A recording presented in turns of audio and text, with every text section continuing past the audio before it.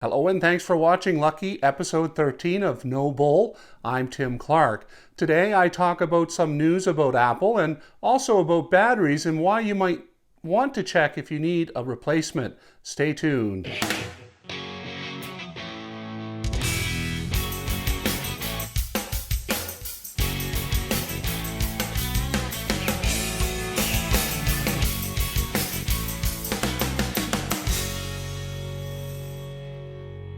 So by now, we have all heard about the slowing down of our older iPhones that Apple said they did for our benefit.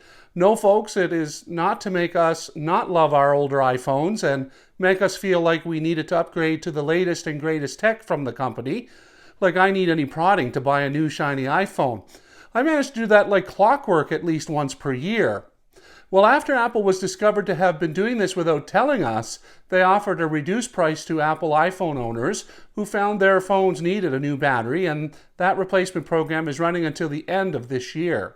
So, if you're on iOS 11.3, check out the new battery health section under your iPhone battery setting to see if you might benefit from a new battery under this program.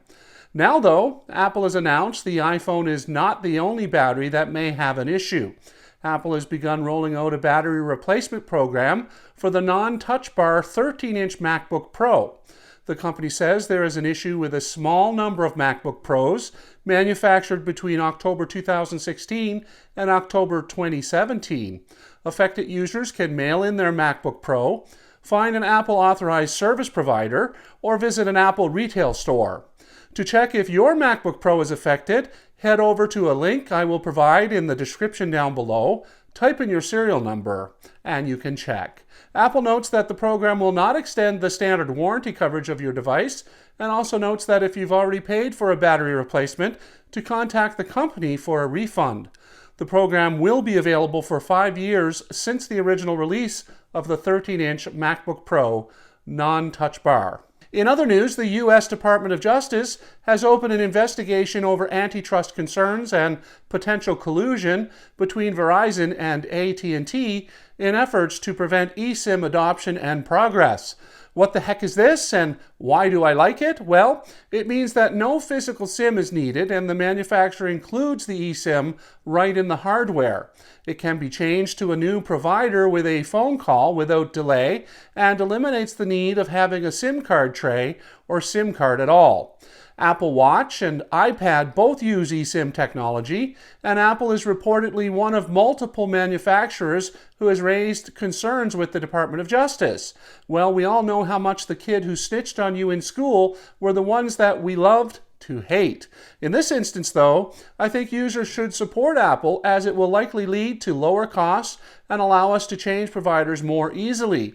It appears the complaint was filed about 5 months ago, and the Department of Justice contacted the two cell phone companies for more details on their practices.